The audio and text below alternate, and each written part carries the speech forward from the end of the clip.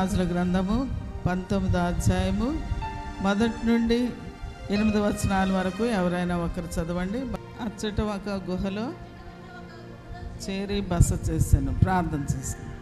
మహాపరిశుద్ధుడవును మహోన్నతుడవును నిరంతర మహిమాన్వితుడైన మా పరలోకపు తండ్రి, మీ పరిశుద్ధమైన నామమునకు వందనములు, స్తోత్రములు తండ్రి, స్తోత్రములు నాయన.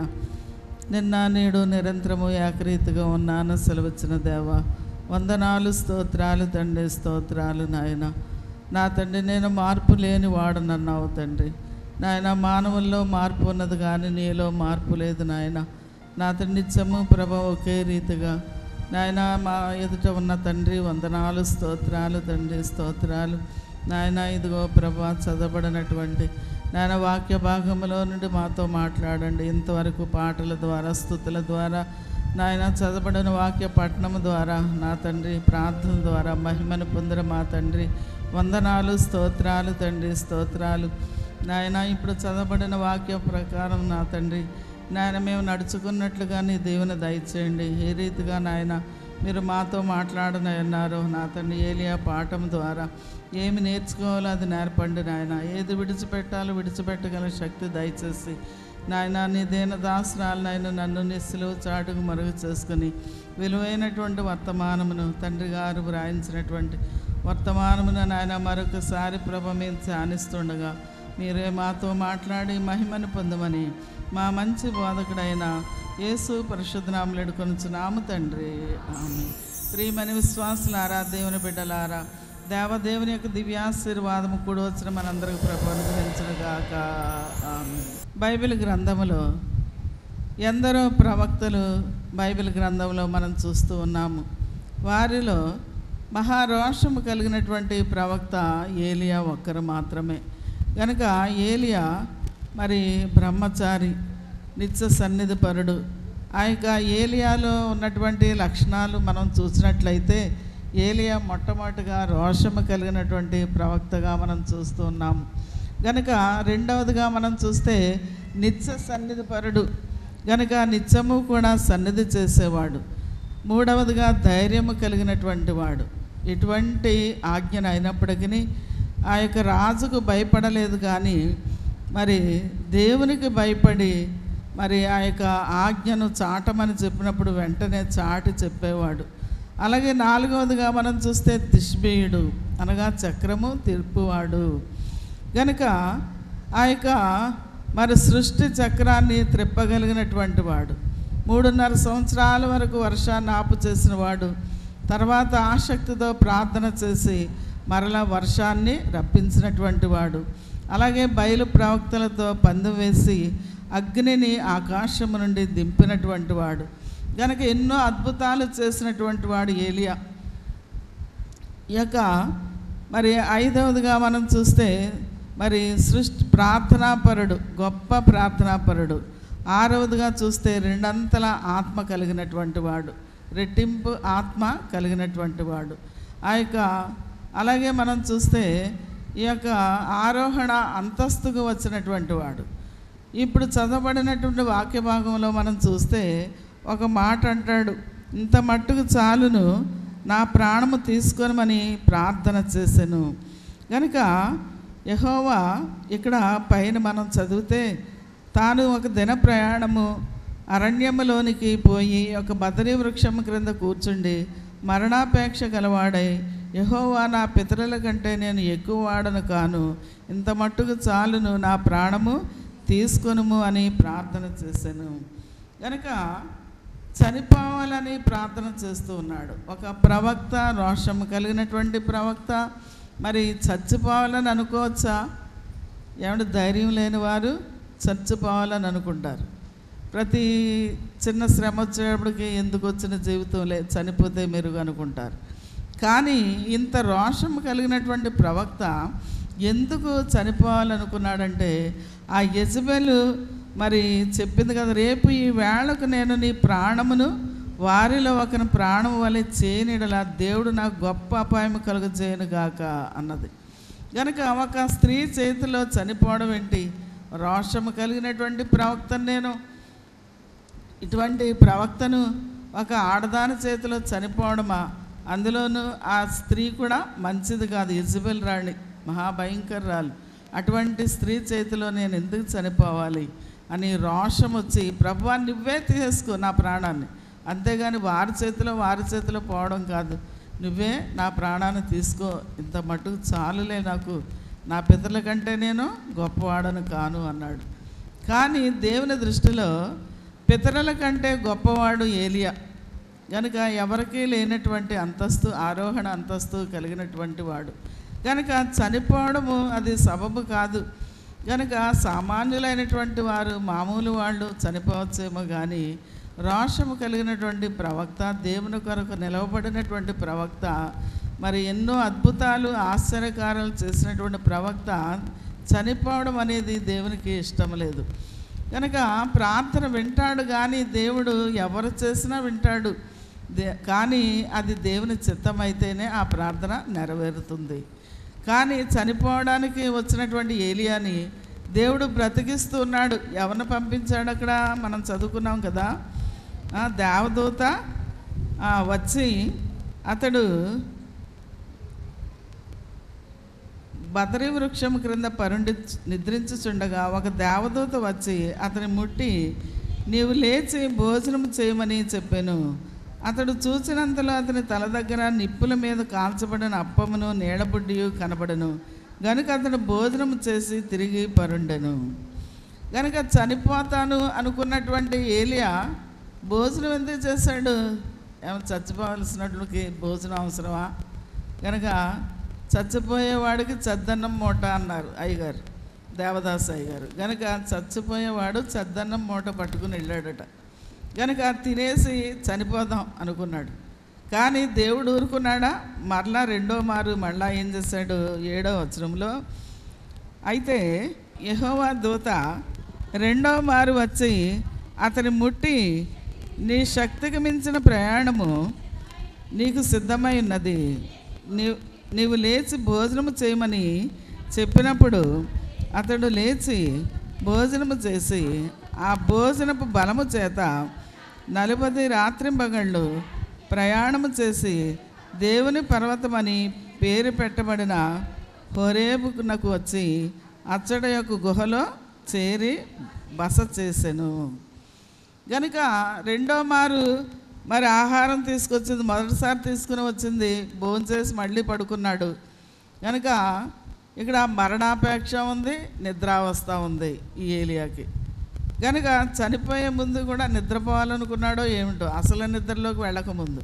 కానీ దేవుడు మరలా రెండోసారి ఆహారం పంపించాడు. ఈసారి దేవదూత మరొక మాట ఎక్కువగా మాట్లాడుతుంది. కనుక నువ్వు లేచి భోజనం చేయమని చెప్పినప్పుడు అతను లేచి భోజనం చేసి భోజన బలము చేత మరి శక్తికి మించినటువంటి ప్రయాణం ఉన్నదని, మరి అయితే శక్తికి మించిన ప్రయాణము నీకు సిద్ధమై ఉన్నది, నీవు లేచి భోజనము చేయమని చెప్పినప్పుడు అతడు లేచి భోజనము చేసి. కనుక శక్తికి మించినటువంటి ప్రయాణము. కనుక ఒక పూట భోజనం చేసి 40 దివారాత్రులు నడిచిన వారు ఉన్నారా? ఒక ఏలియా తప్ప ఎవరూ లేరు.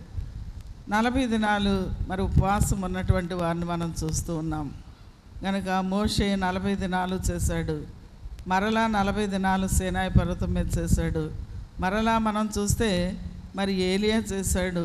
అలాగే మనం చూస్తే పౌలు గారు చేశారు. ఇంకా మనం చూస్తే సంఘ చరిత్రలో మరి సాధు సుందర్ సింగ్ గారు చేశారు. ఇంకా చాలామంది భక్తులైనటువంటి వారు మరి ఉపవాసం ఉన్నారు.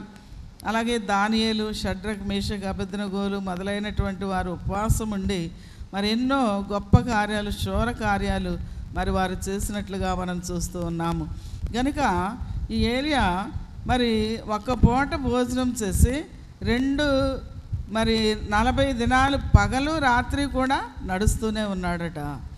కనుక అంత బలం ఎలా వచ్చింది? ఏమంటే అవసరమైనప్పుడు దేవుడు బలాన్ని ఇస్తాడు. అలాగే అవసరమైనప్పుడు మనకు ఏదైనా ఇస్తాడు. అవసరం లేనప్పుడు మనకు అవసరం లేదు కనుక అవసరం లేదు. కనుక అయితే అవసరమైనప్పుడు ఏదైనా గొప్ప పని జరిగేటప్పుడు దేవుడు మరి శక్తికి మించినటువంటి మరి శక్తిని ప్రభు మనకి ఇచ్చేవారై ఉన్నారు. కనుక ఉపవాసము ద్వారా చేయలేనటువంటి కార్యాలు ఏవీ లేవు. ఎన్నో ఉపవాసాలు మరి చేసినటువంటి వారు మనం చూస్తూ ఉన్నాము. మన జీవిత కాలంలో కూడా ఎన్నో ఉపవాస ప్రార్థనలు మనం చేశాము. ఎన్నో అద్భుత కార్యాలు ప్రభు మన పట్ల కూడా జరిగించినట్లుగా మనం చూస్తూ ఉన్నాము. అయితే మరి ఇక్కడ మోషే 40 దినాలు దేవుని సన్నిధిలో ఉన్న కాలము 40 దినాలు, అలాగే ఏలియా 40 దినాలు. అయితే ఇక్కడ బదరే చెట్టు క్రింద పరుండి ప్రార్థన చేసుకున్నాడు. అలసిపోయాడట, ఆకలి కలిగి ఉన్నాడు. అలసిపోయిన ఆకలేస్తుంది, నీరసంగా ఉన్న ఆకలేస్తుంది, మామూలుగా కూడా ఆకలేస్తుంది. కానీ ఆకలి ఎవరికి వేయదంటే జబ్బు ఉంటే ఆకలి ఉండదు. కనుక మరి తండ్రి గారు తెలియజేసినటువంటి మాటలు, కనుక అయ్యగారు చెప్పినటువంటి ఈ యొక్క ప్రసంగాంశము ఎప్పుడో 1940వ సంవత్సరంలో చెప్పినటువంటి ఈ యొక్క మరి ప్రసంగాంశము. కనుక హోరేబు పర్వతం అనగా దేవుని కొండ. కనుక ఈ అరణ్య ప్రదేశంలో 40 రాత్రింబగళ్ళు నడిచి హోరేబు కొండ చేరి ఒక గుహలో మరి బస ఏర్పాటు చేసినట్లుగా మనం చూస్తూ ఉన్నాము. కనుక ఈ దూత తెచ్చిన ఆహారమే తప్ప మరలా ఏమీ తిన్నట్లు ఏలియా జీవితంలో మనం చూడము. కనుక రొట్టె నీళ్లు బలమే. అలాగే పూర్వము ఇశ్రాయేలీయులు నడిచిన అరణ్య ప్రదేశం దాటి ప్రయాణం చేశాడు. బైబిల్లో ఒక్క పూట భోజనం చేసి 40 దివారాత్రులు నడిచినటువంటి వారు ఎవరూ కూడా లేరు. అయితే మరి అపోస్తల కార్యముల గ్రంథం 12వ అధ్యాయంలో మనం చూస్తే 7వ వచనములో మరి దూత వచ్చి పేతురు పక్కను తట్టినట్లుగా మనం చూస్తున్నాం. చదవండి. ప్రభు దూత అతని దగ్గర నిలిచెను, అతడుండిన గదిలో వెలుగు ప్రకాశించెను. దూత పేతురు ప్రక్కను తట్టి త్వరగా లెమ్మని చెప్పి అతని లేపగా సంకెళ్ళు అతని చేతి నుండి ఊడిపడెను. చాలండి. ఇక్కడ కూడా దూత వచ్చింది. ఎవరి దగ్గరికి? పేతురు గారి దగ్గరికి. పేతురు గారిని ముట్టుకుందా? పేతురు గారిని ముట్టుకోలేదు. ఇక్కడ పేతురు గారి యొక్క పక్క తట్టిందట. మరి ఏలియాకి పేతురుకి చాలా వ్యత్యాసం ఉంది. భక్తిలో కూడా ఒకరికంటే ఒకరు భక్తి వ్యత్యాసం ఉంటుంది, చాలా తేడా ఉంటుంది. కనుక రోషము కలిగినటువంటి ప్రవక్త, ఈ ప్రవక్త చాలా గొప్ప ప్రవక్త. కనుక చాలా రోషముగా మరి ఇటువంటి 10 ఆజ్ఞల ప్రకారంగా, కట్టడల ప్రకారంగా నడిచినటువంటి వాడు, దేవుని ఆజ్ఞల ప్రకారంగా నడిచినటువంటి వాడు. కనుక ఈ యొక్క పాపమును సహించేవాడు కాదు ఏలియా. ఈ రోషం ఎక్కడి నుండి వచ్చింది? మన దేవుడు రోషము కలిగినటువంటి దేవుడు. నేను రోషము గలవాడనన్నారు. కనుక అటువంటి రోషము ఏలియా కలిగి ఉన్నాడు. కనుక ఇక్కడ ఏలియాని దేవదూత ముట్టుకోగలిగినంత పరిశుద్ధుడు. కనుక అలాగే పేతురు విషయంలో చూస్తే తట్టి లేపగలిగినంత పరిశుద్ధుడు, తన పక్కన ముట్టుకోగలిగినంత పరిశుద్ధుడు. కనీసం మనకి దేవదూత కల్లో కన్నా వస్తుందా? ప్రార్థన చేసుకుంటున్నామా? ప్రభు దూతలు పరిశుద్ధులు విభవముగా మన మధ్య మసలుచు ఉందరు కదా అని తండ్రి గారు రాశారు. కనుక తండ్రి గారి దగ్గర ఎప్పుడూ దేవదూతలు పరిచర్య చేస్తూ ఉండేవారట. కనుక మరి దేవదూత ముట్టుకోగలిగినంత పరిశుద్ధుడు ఏలియా. 2 సార్లు ముట్టుకొని ఆహారం తెచ్చిపెట్టింది, పరిచర్య చేసింది. దేవదూతలు మనకు కావలి బంట్లు, అందరిని ప్రేమించు ఆత్మవరులు అన్నారు. కనుక దేవదూతలు మనలను మరి ప్రేమించేవారు, కావలి బంట్లుగా దేవుడు ఉంచాడంటే మానవుని దేవుడు ఎంతగా ప్రేమించాడో చూడండి. కనుక మరి ఆత్మనేత్రాలుంటే మనము కూడా దేవదూతల్ని కనీసం కలలోనైనా మనం చూడాలి. కలలో చూసిన వారు ఎంతమంది ఉన్నారు ఇక్కడ? ఏమ్మా, దేవదూతను నేను చూశానండి అన్నవాళ్ళు. కనుక దేవుని సన్నిధిలో ఏడవాలి మనం. నాయన పరిశుద్ధులను చూపించిన ఆయన, దేవదూతలను చూపించిన ఆయన. ఇంకా దేవదూతలనే మనం చూడకపోతే ప్రభువునే చూడగలము. కనుక అందరికీ కనబడుదును, అందరితో మాట్లాడుదును అన్నుటయ్యే ఈ మిషను విశ్వాసము. బైబిల్ మిషన్ వారమని మనం చెప్పుకుంటూ ఉన్నాం. కనుక ఇక్కడ దూత మరి ఏలియాని ముట్టి మరి ఆహారం పెట్టినట్లుగా మనం చూస్తున్నాం. అయితే మరి పరిచర్య చేసింది. అలాగే ఏలియా విషయంలో మొదటి బట్లర్లు ఎవరంటే కాకులు కూడా మరి కాకుల ద్వారా దేవుడు తన భక్తులను మరి పోషించగలడని ఇందులో మనకు కనబడుతూ ఉన్నది. కనుక ఈ రొట్టె ఎవరు చేశారు, ఎవరు పిసికారు, ఎవరు కాల్చారు, అగ్గి ఎక్కడది, అడవిలో అంతా దేవుని యొక్క ఏర్పాటై ఉన్నది. కనుక ఏలియా బెర్షాబాలో చేసిన పని ఏమిటి అంటే రొట్టె నీళ్లు ఒక అద్భుతము, రెండవదిగా దేవదూత పరిచర్య మరొక అద్భుతము, బలము ఒక అద్భుతము. 40 దినాలు ఒక్క పూట తిని 40 దినాలు నడిచి ప్రయాణం చేశాడంటే అంత బలము, అది దేవుడిచ్చినటువంటి అద్భుతమే. గనుక ఇక్కడ కథ ఏమిటంటే పూర్వం ఈ కొండ అబ్రహాము ఇస్సాకు ఎక్కినటువంటి కొండ. సేవకుని కొండ దిగువ నుంచి అబ్రహాము ఇస్సాకు మరి కొండపైకి ఎక్కారు. అట్లే ఏలియా కూడా సేవకుని బెర్షాబాలో ఉంచి తన ప్రయాణాన్ని కొనసాగించాడు. అలాగే యేసు ప్రభువారు కూడా మనం చూస్తే మరి 90 శిష్యులను క్రింద ఉంచి రూపాంతర కొండ ఎక్కారు. రూపాంతరము చెందడానికి 3 శిష్యుల్నే ఆ యొక్క కొండ మీదకు తీసుకుని వెళ్ళారు. ఎవరు ఏ అంతస్తుకు సరిపోతారో ఆ అంతస్తు దేవుడు ఇచ్చేవాడై ఉన్నాడు. కనుక అలాగే మరి గెత్సెమనే తోటలో కూడా 80 మరి బయట ఉంచాడు, 3 లోపలికి తీసుకుని వెళ్ళాడు. కనుక మనం ఏ అంతస్తులో ఉన్నాము, 30 అంతల్లో ఉన్నామా, 60 అంతల్లో ఉన్నామా, 100 అంతల్లో ఉన్నామా, దినదినము కూడా మన యొక్క భక్తి పెరుగుతుందా లేకపోతే తరిగిపోతుందా అని మనలను మనము ప్రశ్నించుకోవాలి. కనుక ఆ దినము సమీపించుకోలేది మరి ఎక్కువగా ఏం చేయాలట, ఏమంటే ఒకరినొకరు పురుకొల్పుకోవాలి. ప్రార్థనలు చేయడానికి ఆతురత ఉండాలి, ఆసక్తి ఉండాలి. నేను ప్రార్థన చేయాలి, అయ్యగారు గుళ్ళో చెప్పారు మందిరం కొరకు ప్రార్థన చేయాలని. 1,50,00,000 ఎన్నడైనా మనం ఎరుగుదమా అంత డబ్బు? కానీ ధనవంతులైనటువంటి వారికి తెలుసు, కానీ మనలాంటి వారికి తెలియదు, మాలాంటి వారికి తెలియదు. కానీ దేవుడు మరి ఇన్ని మందిరాలు ఇచ్చాడు అంటే అది దేవుని యొక్క మహాద్భుతం. ఆయన అప్పుడప్పుడు ఇచ్చినటువంటి డబ్బులతో చేస్తాం, కానీ ఒక్కసారి 1,50,00,000 ఇవ్వాలంటే ఎంత కష్టము. కనుక ఈ ఏలియాకి అద్భుత ఆహారం పెట్టి బలపరిచినట్లుగా దేవుడు బలపరిస్తేనే తప్ప మనం ఏమీ కూడా చేయలేము. కనుక మరి అంత శక్తికి మించినటువంటి కార్యం ఉన్నప్పుడు దేవుడు సహాయం చేసేవాడై ఉన్నాడు. కనుక ఇక్కడ యేసు ప్రభువారు మరి రూపాంతర కొండ మీదకి మరి 3 తీసుకుని వెళ్ళారు. ఏలియాకి జరిగినటువంటి మరి అవస్థలు పరిస్థితులు చూడకుండా ఉండేటట్లుగా సేవకుని దగ్గరకు రానవలేదు. కనుక మనిషి రొట్టె వలన మాత్రమే కాదు కానీ దేవుని మాట వలన జీవించుననేది ఇక్కడ కనబడుచున్నది. ముఖ్యం రొట్టె కాదు కానీ దేవుని సెలవు, దాని అవసరం వచ్చినప్పుడు అట్టిది ఇప్పుడు కూడా చేయగలడు అని తండ్రి గారు రాశారు. దాని అవసరం వచ్చింది కనుక 40 దినాలు సరిపడినంత శక్తిని దేవుడిచ్చేశాడు. ఇప్పుడు మనకు చేయగలడా? ఇప్పుడు చేయగలడు. అప్పుడు చేసిన దేవుడు ఇప్పుడు చేస్తాడు. కనుక అవసరమైనప్పుడు తప్పకుండా చేస్తాడు.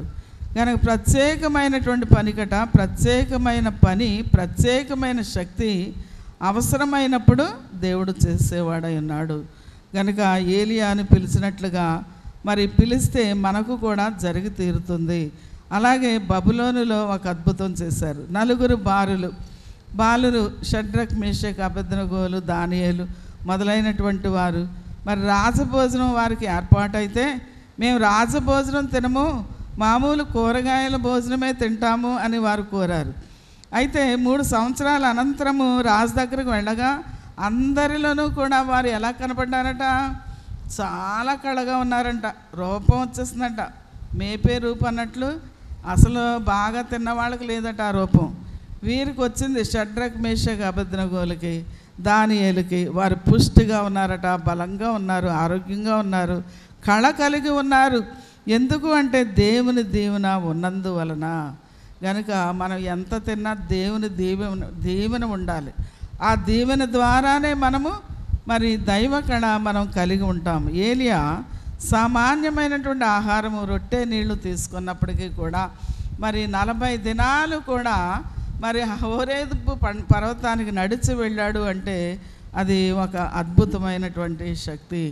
కనుక మరి ఏలియా వలె దేవుని పిలుపు మరి సామాన్యమైనటువంటి ఆహారమైన అట్టి శక్తి మనకు దొరికేదైనది. సామాన్య సేవకులు సామాన్య సేవ అయితే ఏలియాది అది కాదు. ప్రత్యేకమైనటువంటి పిలుపు, ప్రత్యేకమైనటువంటి పని, ప్రత్యేకమైనటువంటి శక్తి. 40 దినాలు ఆహారం లేకుండా మరి నడవడం అనేది చాలా గొప్పది. కనుక 40 దినాలు ఆహారం లేకుండా ప్రయాణము చేయుట చాలా గొప్ప విషయంగా మనం చూస్తూ ఉన్నాము. ఇదే ఉపవాసము. మరి ఉపవాసం చేస్తే చిక్కుపోతారు. ఒక్కరోజు ఉపవాసం ఉండడానికి నానా అవస్థలు పడిపోతూ ఉంటాం మనం కదమ్మా. ఒక్కరోజు ఉపవాసం ఉండడానికి, ఉపవాసం లేకుండా మరి దయ్యాలు కూడా పోవు. అవి ప్రభు అన్నారు కదా, ఇట్టిది ఉపవాసం వల్లనే కానీ మరి దేని వలన సాధ్యము కాదన్నారు. కనుక ఉపవాసం వల్ల ఏ పనైనా వెంటనే జరుగుతుంది. కన్నీటితో చేసే ప్రార్థనట దేవుడు వెంటనే ఆలకించేవాడై ఉన్నాడు. కనుక మరి మనం చూసినట్లయితే అయ్యగారు చెప్పారు, తల స్నానం చేసి తలకు నూనె రాచుకొని మరి బలహీనత అనేది కనబడకూడదన్నారు. మత్తయి సువార్త 6వ అధ్యాయం 16వ వచనం చదవండి. నీవు ఉపవాసము చేయనప్పుడు వేషధారుల వలె దుఃఖముఖులై ఉండకుడి, తాము ఉపవాసము చేయుచున్నట్లు మనుషులకు కనబడవలనని వారు తమ ముఖములను వికారము చేసుకుందురు, వారు తమ ఫలము పొంది ఉన్నారని నిశ్చయముగా మీతో చెప్పుచున్నాను. చాలండి. కనుక ఉపవాసం చేసేటప్పుడట దుఃఖంగా ఉండకూడదట. దుఃఖంగా ఉండడం ఎందుకు? ఏమో మానేస్తేనే వదిలిపోద్ది కదా, దుఃఖపడడం ఎందుకు? అయ్యో ఆకలేస్తుంది ఇంకా వదలలేదు, ఇంకా టైం చూసుకుంటుంటారు చాలామంది. కనుక మరి ఉపవాసం చేసేటప్పుడు సంతోషంగా చేయాలి. ఉపవాసం అనగా దేవునితో సహవాసము. ఉపవాసము అనగా దేవునితోనే మనం మాట్లాడాలట. అలా అయితే అసలు చాలా కష్టమైపోద్ది. పక్కన వాళ్ళతో కూడా మాట్లాడకూడదు, దేవునితో తప్ప ఎవరితోనూ మాట్లాడకూడదు. మీరు హిందువులుగా ఉన్నప్పుడు మౌన వ్రతం చేసేవారు కదా, ఒక్కో రోజు ఎవరితోనూ మాట్లాడరు. ఏమీ లేని దానిలో కఠినంగా మీరు ఉపవాసం ఉండొచ్చేమో, కానీ అసలైనటువంటి ప్రతిఫలం ఇచ్చే దేవుడు రహస్యమందు చూసి తండ్రి మనకు ప్రతిఫలం ఇస్తారు. కనుక మనం మనుషులకు కనబడాలని వేషధారుల వలె మనం ఉండకూడదని ప్రభు చెప్తూ ఉన్నారు. ఉపవాసం ఉండాలి, అయిపోయిన తర్వాత భోజనం చేయొచ్చు అన్నారు తండ్రి గారు. కనుక మనకు కూడా కఠినమైనటువంటి ఉపవాసం పెట్టలేదు, కానీ అయిపోయిన తర్వాత భోజనం పెడుతున్నాం. పేరుకు ఉపవాస కూటం అని మనం పెడతాం, కానీ మన ఉదయం నుండి కూడా భోజనం పెట్టే వరకు ఉపవాసం ఉండి ప్రార్థన చేయాలి. అప్పుడు మన ప్రార్థనకు నెరవేర్పునిస్తారు ప్రభు. కనుక మరి యేసు ప్రభు వారు దగ్గరికి తండ్రి ఆ యొక్క కుమారుడు, దయ్యం పట్టినటువంటి కుమారుడు దగ్గరికి ఆ యొక్క వచ్చి వాళ్ళు అడుగుతారు, ఎందుచేత ఆయన శిష్యులు అంటారు, ఎందుచేత మేము దయ్యాలను వెళ్ళగొట్టలేకపోయినాము అని అనగా, ఇటుది ఉపవాసం వల్లనే కానీ మరి దేని వలన సాధ్యపడదు అని ప్రభు చెప్పారు. కనుక ఉపవాస ప్రార్థనల వలన దయ్యములను వెళ్ళగొట్టగలరు. ఈ వరుసను బట్టి ఉపవాసము మనం చేయవచ్చు, తప్పు లేదని కనబడుచు ఉన్నది. కనుక మరి ఉపవాసం చేసేటప్పుడు దుఃఖముఖులై ఉండకూడదు. పరిసయ్యులు యేసు ప్రభు మీద నింద మోపారు, నీ శిష్యులు ఉపవాసము చేయటలేదు, యోహాను శిష్యులు ఉపవాసం చేస్తున్నారు అన్నప్పుడు మరి ప్రభు ఏమన్నారు, నేను వెళ్ళిన తర్వాత వారు చేస్తారు, ఇప్పుడు చేయనక్కర్లేదు అన్నారు. కనుక పెండ్లి కుమారుడు ఇంటిలో ఉన్నప్పుడు పెండ్లి ఇంటి వారు ఉపవాసం చేస్తారా? చేయరు కదా. నేను వెళ్ళిపోయిన తర్వాత మీరు చేదురుగాని అన్నారు. కనుక ఇక్కడ మొదటగా మనం చూస్తే దురాత్మను వెళ్ళగొట్టే శక్తి ఉపవాసములో ఏమున్నది? దురాత్మను వెళ్ళగొట్టే శక్తి ఉన్నది. రెండవదిగా మనం చూస్తే కళ కలిగి ఉంటారు, కళగా ఉంటారంట. కనుక మరి తర్వాత అపోస్తలుడైనటువంటి పౌలు కూడా మరి ఉపవాసం ఉండి ప్రార్థన చేశాడు. ఎప్పుడైతే ఆహారం దొరకలేదో వెంటనే ఉపవాస ప్రార్థన పెట్టేసేవాడంట. ఎంత ప్రార్థనో, ఎన్ని చోట్ల కష్టపడి దేవుని యొక్క సేవ చేసినటువంటి వాడు పౌలు. ఎన్నో శ్రమలు పడ్డాడు. సముద్రం మీద ఎన్నో శ్రమలు, ఆ ఓడలు మునిగిపోయి పగిలిపోయి మరి చాలా శ్రమలు పడి మరి ఎన్నో చోట్ల మరి స్వార్థ సేవ చేసినట్లుగా మనం చూస్తూ ఉన్నాం. అటువంటి సమయాల్లో ఉపవాసం ఉన్నాడు, ఎన్నో దెబ్బలు తిన్నాడు, దేవుని కొరకు ఎన్నో కష్టాలు ఎన్నో మరి ఆయన భరించినట్లుగా మనం చూస్తూ ఉన్నాం. కనుక మరి ఉపవాసము మనం చేయాలి. ఎందుకంటే అవసరాన్ని బట్టి చేయాలి, ఇష్టమును బట్టి చేయాలి, సహింపుని బట్టి చేయాలి. సహించుకోలేని వాళ్ళు ఇంటికి వెళ్ళి భోజనం చేసేయండి, అంతేగాని ఇంకా ఉపవాసుకోవటం వదలలేదు అనే సణుగులు గొణుగులు అనేది మనం చేయకూడదు, ఇష్టపూర్వకంగా చేయాలట. కనుక అలాగే మనం చూస్తే మరి దీర్ఘ ప్రార్థనలు చేయవద్దన్నాడు ప్రభు.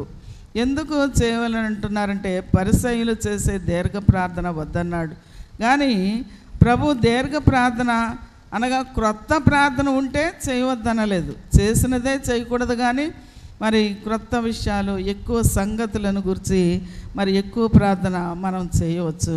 కనుక మరి అలాగే మనం చూస్తే ఏలియా కథలో మరి ఎంతసేపు ప్రార్థించాడో తెలియదు, కానీ ప్రయాణం చేశాడు. పౌలు 3 దినాలు మరి ఉపవాసాలు చేశాడు. 3 దినాలే కాదు, తన జీవితకాలంలో ఎన్నో దినాలు ఉపవాసము చేసినట్లుగా మనం చూస్తూ ఉన్నాం.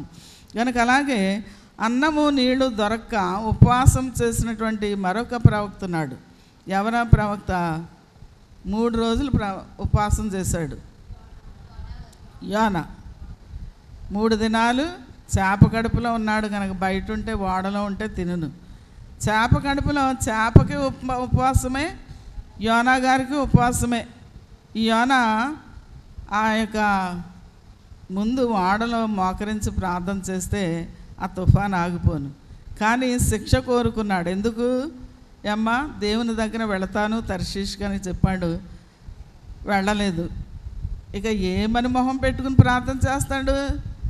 ఏమ్మా మనమైతే చేసేస్తాం ప్రార్థన, తప్పు చేసి మరలా తప్పు అయిపోయింది ఆయన అని ప్రార్థన చేస్తామా? మనం చేసేస్తాం. కానీ దేవుని యొక్క దైవజ్ఞులట అలా చేయలేరట, మొహం చెల్లదు. అయ్యో ఏ మొహం పెట్టుకుని మళ్ళీ ప్రభువుని కాదని వచ్చేసాను, నేను వేరే వాడెక్కాను, మళ్ళీ ఏ మొహం పెట్టుకుని దేవా సహాయం చేయనని అడగను అని అనుకున్నట శిక్ష కోరుకున్నాడట. కనుక శిక్ష కోరుకోవడం చాలా మంచిది. కనుక నన్ను ఎత్తి సముద్రంలో పడేయండి, నా వల్లే ఈ తుఫాను వచ్చింది అన్నాడు. కనుక చచ్చిపోదామని అనుకున్నాడు, తనకు తెలీదు చేపను రెడీగా చేస్తాడు దేవుడని. కానీ చావనిస్తాడా దేవుడు? ఏమండి, ఆ యోనా కాకపోతే ఇంకా బోల్డు మంది ప్రవక్తలు ఉన్నారు, ఎవరిని పంపుకోకూడదు. దేవుడు యోనానే ఎందుకు పట్టుకున్నాడు? యోనా లాంటి ప్రసంగికుడు ఎవరూ లేరు. కానీ ఎన్ని కష్టాలైనప్పటికీ కూడా తిమింగలాన్ని ఏర్పాటు చేశాడు, తిమింగలం కడుపులో పడ్డాడు. చివరికి కడుపు ఎలా ఉంటుంది? చేప కడుపు మా ఆడవాళ్ళు అందరికీ తెలుసు కదా, చేప కడుపు ఎలా ఉంటుంది? ఆ శన ఉన్న చోట చాలా నునుపుగా ఉంటుంది కదా, అక్కడ ముళ్ళేమీ ఉండవు, చాలా నునుపుగా ఉంటుంది. అక్కడ పడ్డాడు వెళ్ళి. అరుపుకోవడానికి వీల్లేదు, చేపకు ఆజ్ఞించాడు దేవుడు, నువ్వు అరుపుకున్నావా జాగ్రత్త. కనుక చేపకి ఉపవాసమే, యోనాకి ఉపవాసమే. ఎంత అవస్థ అండి ఆ కడుపులో ఉండడం. మనం వేసవికాలం ఇంట్లో కూర్చుని ఫ్యాన్ ఆగిపోతే ఎలా ఉండగలము? అవస్థ పడిపోతాం, తెగ అవస్థ పడిపోతాం మనం. కనుక మరి ఎలా ఉన్నాడు ఈ యోనా? ఆ వాసన మంచి వాసన, చేప కడుపులో ఏం వాసన వస్తుంది? నీచు వాసన. పైగా చేపకు సరిపడినంత గాలే వస్తుంది, అది తీసుకోగలిగినంత గాలే వస్తుంది. ఆ గాలిలో నుండే ఈ యోనాకి గాలి రావాలి, ఆ ఊపిరి తీసుకోవాలి. ఎంత అవస్థ! ఆకలి, ఒక ప్రక్కన ఆకలి. 3 రోజులు ఉపవాసం ఉన్నాడు, ఆహారం లేదు, నీళ్లు లేవు, ఏమీ లేవు, అంత అవస్థ పడుతున్నాడు. ఎందుకు అంటే, ఎందుకు అంత అవస్థ పడాలి? ఏమండి, ఈ అయ్యగారు ఒక ప్రశ్న వేశారు, దేవదాస్ అయ్యగారు. యోనాని ఏం మింగింది అని వేశారు. ఇప్పుడు మనం కూడా వేసుకుందాం. యోనాని ఏం మింగింది? చేప మింగింది. ఇంకా ఏం మింగింది? యోనానట మరి అవస్థలు మింగాయట. అవస్థలే కాదు, దేవుని న్యాయం మింగేసింది. దేవుని న్యాయం అది. ఆ యొక్క న్యాయము మరి ఆ యొక్క చేప కడుపులోకి గెంటేసింది. ఇంకా ఎంత గొప్ప ప్రేమ ఏం చేసిందంటే బ్రతికించింది. చనిపోవాల్సింది, కొన్ని చేపలను కోస్తే శవాలు ఉంటాయంట కడుపులో. అలాగే ఎంతోమందిని మనుషులు మింగేసే చేపలు ఉన్నవి. ఆ తిమింగలం కడుపులో ఈ యోనా ప్రయాణం చేస్తూ ఉన్నాడు. అయ్యగారు అన్నారు, మరి ఆ చేపకి నినివే పట్టణం చూపించింది నేనే, దారి చూపించాను అన్నారు. కనుక చివరికి చేప కడుపులోకి వెళ్ళి మోకరించాడంట. అక్కడ చేస్తున్నాడు ప్రార్థన. యోనా గ్రంథం 2వ అధ్యాయంలో మనం చూస్తే ఆ అధ్యాయం అంతా కూడా కేకలు వేస్తూ ఉంటాడు. ఎన్ని కేకలో, అయ్యో మూర్ఛల్లిపోయాను, ఆ అడుగు భాగానికి వెళ్ళిపోయాను, పర్వతాల అడుగు భాగానికి వెళ్ళిపోయాను, చచ్చిపోతున్నానని ఎన్నో కేకలు వేస్తూ ఉంటాడు. అక్కడ 11 కేకల వరకు. కనుక తిరిగి బ్రతుకుతాననే ఆశ లేదు. అయినప్పటికీ కూడా అంత అవస్థలో కూడా ఈ యోనా కేకలు వేస్తున్నాడు, ప్రార్థనా కేకలు వేస్తూ ఉన్నాడు. దేవుడు వింటూ ఉన్నాడు. కనుక మనం ఎటువంటి అవస్థ వచ్చినప్పటికీ కూడా, ప్రాణాపాయం వచ్చినా మరి దేవుని మీద నమ్మకము మనం వదలకూడదు, నమ్మకము పోకూడదు. మరణం వరకు నమ్మకముగా ఉండమన్నారు. కనుక మరణం రాకముందే మనం నమ్మకాన్ని పోగొట్టేసుకుంటూ ఉంటాం. కనుక ఎంతో నమ్మకంగా ఉన్నాడు, ప్రార్థన చేస్తున్నాడు. చివరికి అది చేప నినివే రేవు దగ్గర కక్కేటప్పటికట మోకాళ్ళ మీద పడ్డాడట. చూసారా ఎంత అవస్థపడ్డాడు. కానీ చివరికి యోనా మరి ఆ యొక్క నినివే పట్టణమంతా కూడా తిరిగాడట. తిరిగి అంత పెద్ద పట్టణాన్ని చూసి చివరికి కోపం మాత్రం పోలేదు యోనాకి, కడుపులో కోపం పోలేదు. మీరు చస్తారు 40 దినాలకి అని కోపంగానే ప్రసంగం చేశాడట. అయినప్పటికీ కూడా దేవుడు ఆ ప్రార్థన ఆలకించాడు. గొప్ప ప్రసంగము అన్నారు. మరి ఎంత ప్రసంగం చేశాడో, కోపంతో చస్తారా మీరు పాపుల్లారా అనేసి మరి ఎలా తిట్టాడో తెలీదు. మొత్తం అందరూ రాజు మొదలుకొని దాసి వరకు అందరూ గోనె పట్ట కట్టుకుని వారు చెడు నడతలు మానివేశారు, ఆహారం మానేశారు, పశువులు కూడా ఉపవాసం ఉన్నవి. చివరికి తాను చేయాలనుకున్నటువంటి ఆ యొక్క కీడు చేయకుండా మరి దేవుడు ఉపసంహరించుకున్నట్లుగా మనం చూస్తూ ఉన్నాం. కనుక ఉపవాసము ఎక్కడ చేశాడు? చేప కడుపులో చేశాడు యోనా. కానీ మనం ఎంతో చక్కగా మంచి గాలి, మంచి వాతావరణంలో ఉపవాసం మనం ఉంటూ ఉన్నాము. మనం ఎంత మరి అదృష్టవంతులము. గోనె బట్ట కట్టుకోవాల్సిన పని లేదు మనకి. చక్కని దుస్తులు ధరించుకుని మరి తెల్లని వస్త్రాలు ధరించుకుని ఉపవాసం ఉంటూ ఉన్నాము. కనుక ఇది సుఖోపవాసం అన్నారు తండ్రి గారు. సుఖంగా ఉపవాసము. మరి ఇదివరకు ఉన్నంత కఠినం లేదు. నేటి కాలంలో ఉపవాసం అంటే మరి సుఖోపవాసం అంటే అయిపోయిన తర్వాత భోజనం చేసేయచ్చు. కనుక మరి ఈ రీతిగా దేవుని సన్నిధిలో మరి ఎటువంటి శోధన వచ్చినప్పటికీ కూడా ఉపవాసం ఉండి ప్రార్థన చేయాలి. 40 దినాలు మరి 3 దినాలు అలాగే ప్రయాణం. అబ్రహామునకు మనం చూస్తే శోధన కాలం వచ్చింది. ఆ శోధన కాలంలో 3 దినాలు ఆ హోరేబు కొండ ఎక్కడానికి 3 దినాలు. కనుక ఆయా పాప శోధన, వ్యాధి శోధన, ఇబ్బంది శోధన, విశ్వాస శోధన కలిగేటందుకు ఆయన ఆయుష్కాలం అంతా గడువుగా ఇచ్చాడు. ఎన్నో శోధనలు మనకు వస్తూ ఉంటాయి. అలాగే అబ్రహాముకి శోధన కాలము. కుమారుడు అడుగుతూ ఉన్నాడు, కట్టెలున్నవి, నిప్పి ఉన్నది, నాయన గొర్రెపిల్ల ఏది బలివేయడానికి అని అడిగాడు. తండ్రి హృదయం ఎలా ఉంటుంది? కరిగిపోతుంది. కనుక గట్టిగా ఏడవాలనిపిస్తుంది. కానీ ఎంతగా సహించుకున్నాడు చూడండి, దేవుని మీద ఉన్నటువంటి ప్రేమను బట్టి. కనుక నాయన ప్రభువే చూసుకుంటారు, యెహోవా ఈరే అన్నాడు. కనుక ఆ యొక్క శోధనను జయించాడు ఆ యొక్క అబ్రహాము మనుష్య రీతిని బట్టి మరి శోధన వచ్చి ఉండొచ్చు, కానీ మరి పడిపోలేదు. కానీ మరి ఆ శోధనను జయించినట్లుగా మనం చూస్తున్నాం. కనుక ఏలియాకు శోధన కాలం 40 దినాలు. ఈ శోధన కాలమే ఒక రోజున తిన్న భోజన బలం చేత ఎంత ప్రయాణం చేయగలనా అని పుట్టేటందుకు గడువున్నది, కానీ పడలేదు. కనుక నడిచి వెళ్ళిపోయాడు. కనుక బహుశా నడిచేటప్పుడు ఈ అరణ్యంలో మా పితరులు నడిచారు, మన్నా ఇచ్చావు, బండ నుండి నీళ్ళు ఇచ్చావని అనుకుని ఉండవచ్చు. కానీ దేవుడే అన్నిటినీ కూడా సరిపుచ్చాడు. ఆ ఏలియాకి 40 రోజులని వ్రాస్తున్నది, కానీ 1 రోజు 1 సంవత్సరము. దేవుని దృష్టిలో. కనుక మరి ఏలియా 40 రోజుల ప్రయాణం, ఇశ్రాయేలీయులు 40 సంవత్సరాల ప్రయాణము. కనుక మరి బైబిల్ లెక్క ఒక రోజు ఒక సంవత్సరం గతించిన దానికి సూచనగా ఏలియా ఇప్పుడు 40 రోజులు ప్రయాణం చేశాడు. కనుక వీరు ఇశ్రాయేలీయులు 40 సంవత్సరాలు ప్రయాణం చేసినట్లుగా మనం చూస్తూ ఉన్నాము. కనుక అలాగే మన జీవితకాలం అంతా కూడా దేవుని సన్నిధిలో మరి ఆయా సమయాల్లో మనం ఉపవాసం చేసే వారముగా ఉండాలి. అలాగే సుందర్ సింగ్ గారు మరి ఉపవాసం చేసి గొప్ప ఆత్మబలం పొందారు. శరీరం కృషించింది కానీ అయినప్పటికీ కూడా మరి దేవుని యొక్క స్వార్థ సేవ చేస్తూ ఆహారం కొరకు బెంగపడేవాడు కాదు. ఎక్కడైనా దొరికితే తినేవాడు, లేకపోతే దేవుడే ఇచ్చేవాడు. పూర్తిగా దేవుని మీద ఆధారపడి ఉండేవారు. అలాగే దేవదాస్ అయ్య గారు కూడా ఏం వండాలి వేళ అని ఆ బోర్డింగ్ పిల్లలకి ఏం వండాలని పాస్టర్స్ అడిగేవారంట. ఒక ప్రక్కన పాస్టర్స్ క్లాసెస్ తీసుకుంటూ మరి బోర్డింగ్లో పిల్లలకి పాఠాలు చెప్తూ ఉండేవారట.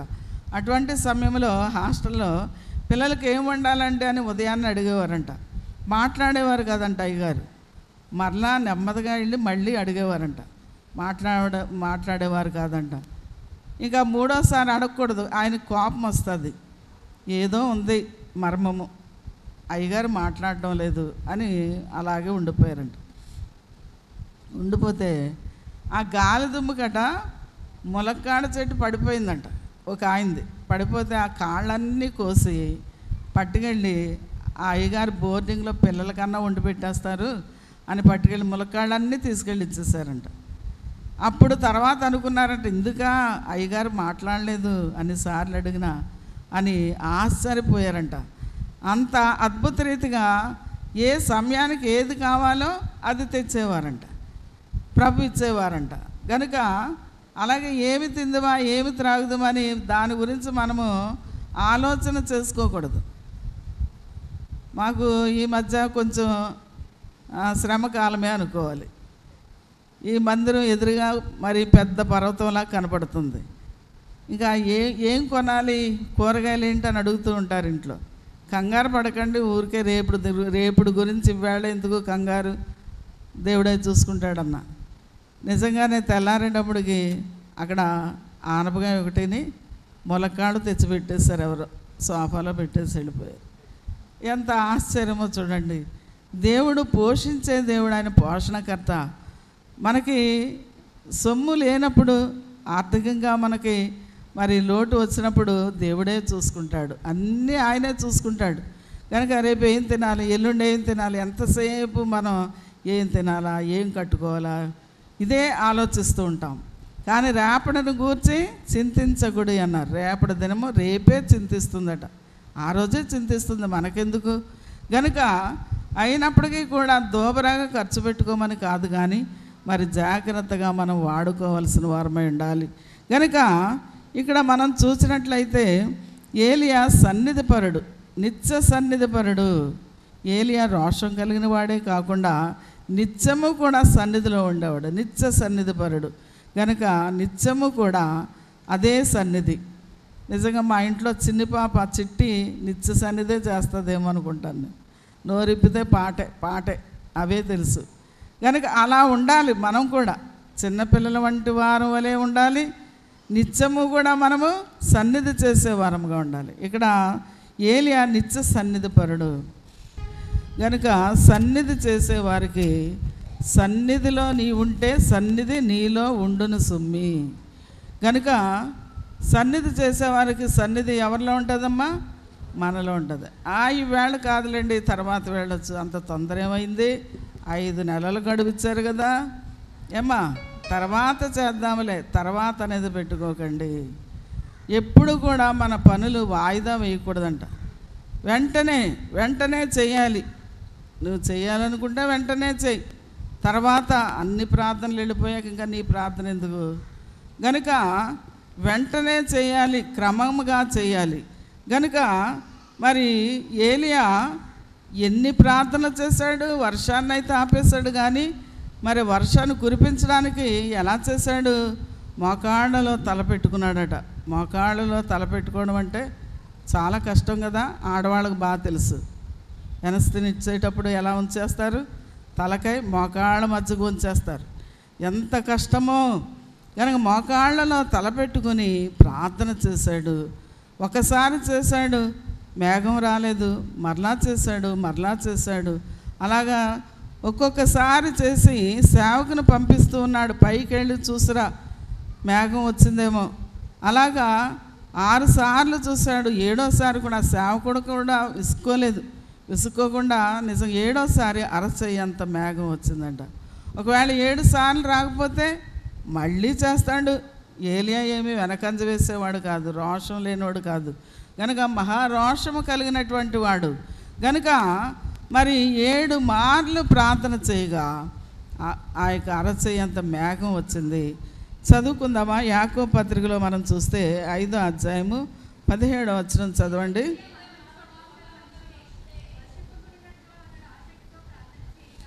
ఏలియా మన వంటి స్వభావం గల మనుషుడే, వర్షింపకుండునట్లు అతడు ఆసక్తితో ప్రార్థన చేయగా 3.5 సంవత్సరముల వరకు భూమి మీద వర్షింపలేదు.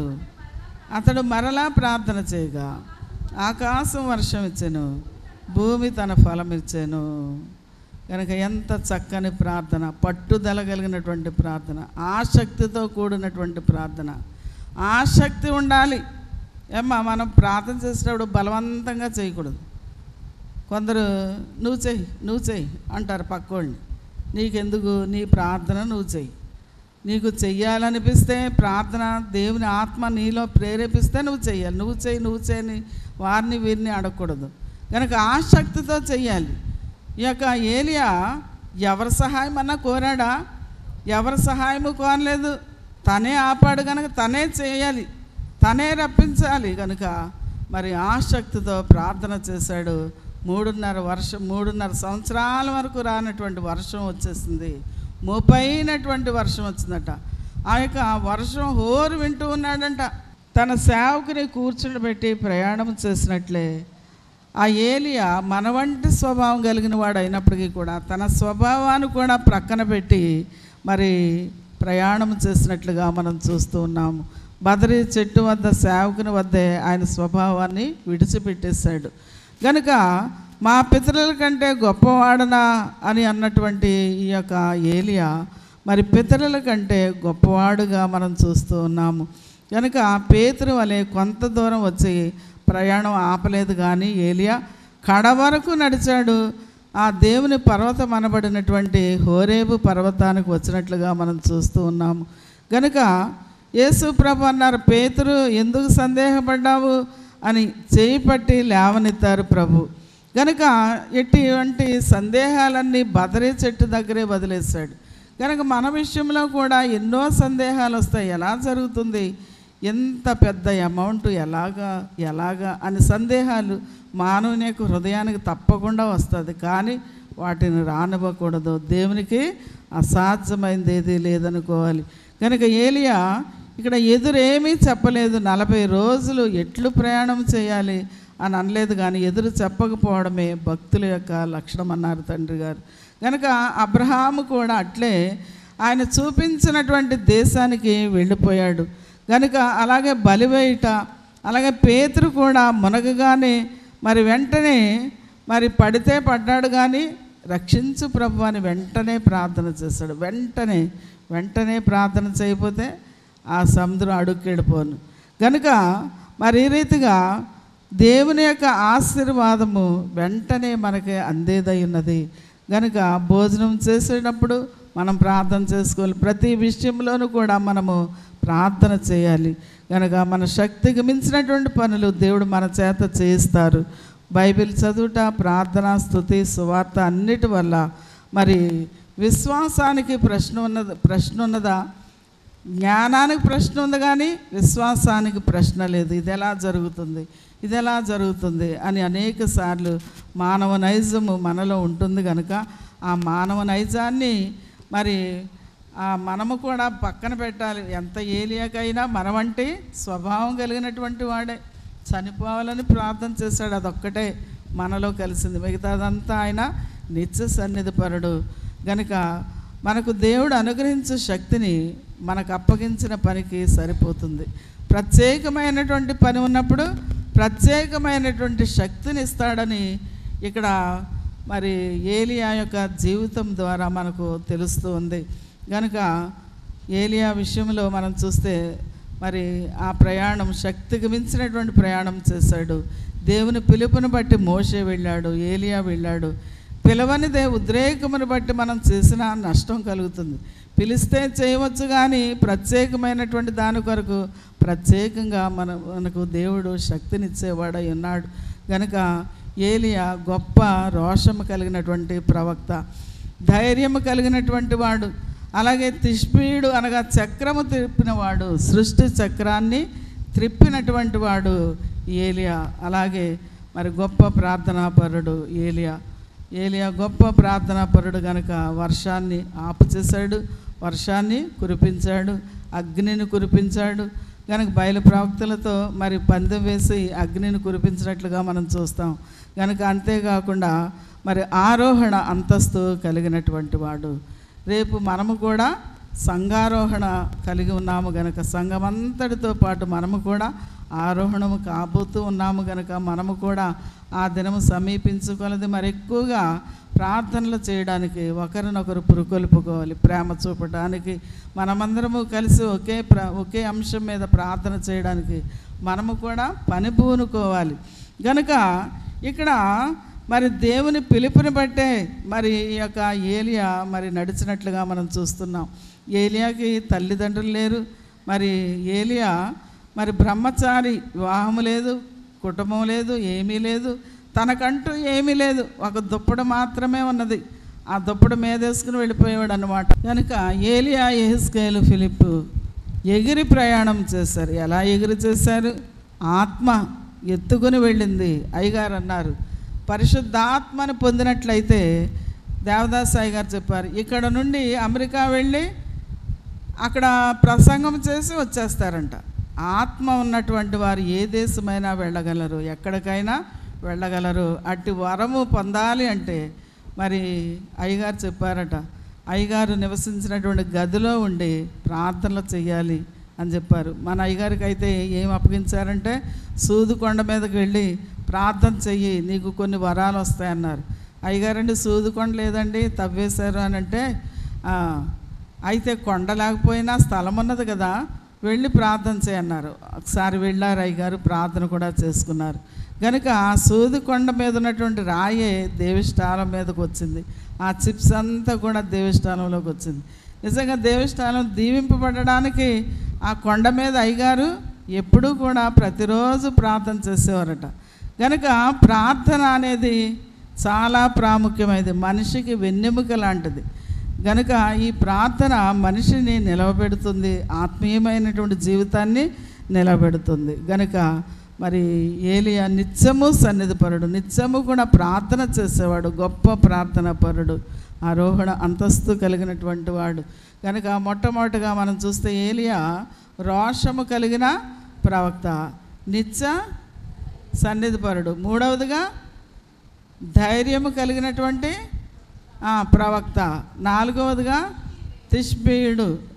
ఐదవదిగా సృష్టి మీద అధికారము కలిగినటువంటి వాడు, ప్రార్థనా శక్తి కలిగిన వాడు.